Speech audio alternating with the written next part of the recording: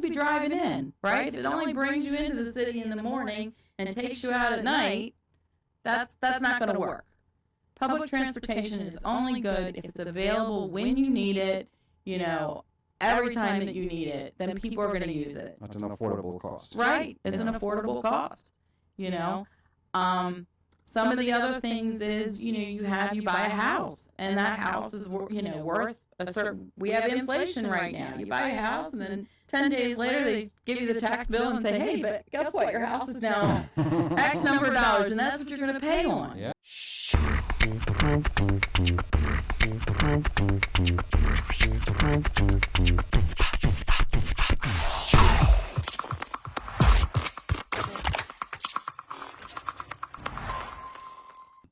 A livable wage and affordable housing, because this is on your platform.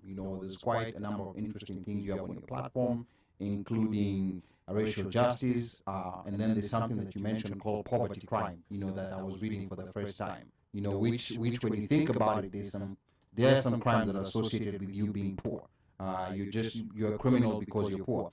But then I want you to talk about a livable wage and affordable housing, because these are central as we speak right now. Inflation, the economy, and people no longer being able to afford rents where they're living. What is it as a state delegate you're going to do to mitigate that? We know Frederick is one of those places that used to be where people would go if they wanted, like lower cost housing. Not anymore. More bang for your buck. Not anymore. Not anymore. After they got the golf courses, that was it. Yeah. So I mean, and Frederick used to be so far.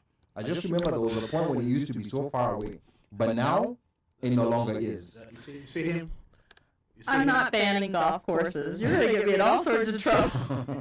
But that's what happened to Frederick. That's not true. It's a little bit more complicated than that. Yeah. It's that Montgomery County continued to grow, and people couldn't afford to live in Montgomery County, and they had the 270 to be able to whiz back and forth, and then everybody else figured it out. Nobody can whiz back and forth anymore on that.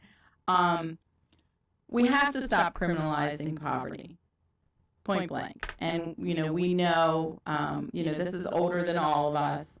This is deep rooted in racism, where there was a time in which people were living in the same communities, but then they were providing white people with being able to buy houses much cheaper and move out, and we ended up we had lots of very vibrant cities that were able to flourish, and then we're not, because all of the, and you started with food deserts and things like that.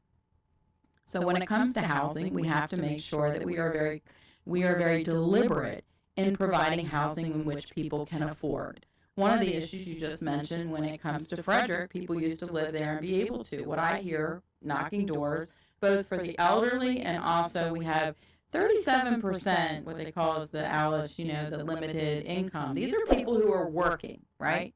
Let's make it very clear. They are working, they are paying taxes, but they are not making enough to receive any type of services, and they are literally one bill away from poverty.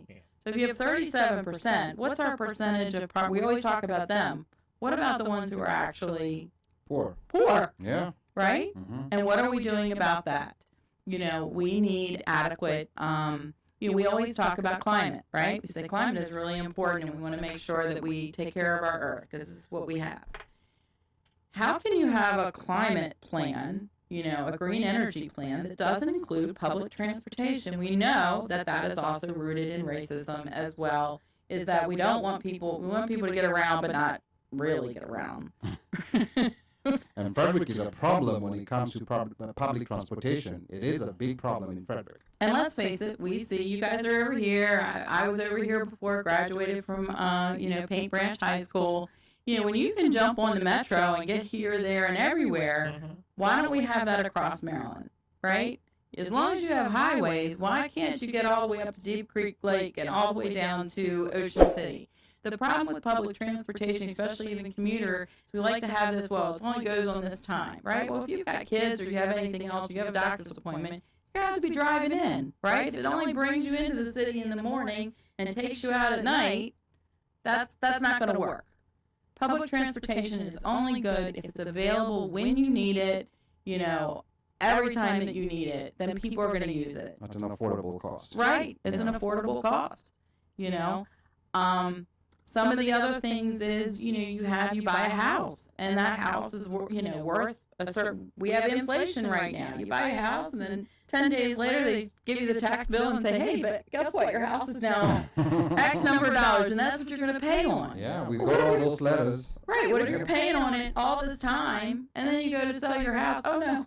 By the way, your house is no longer worth that, but you've been paying on that. Yeah.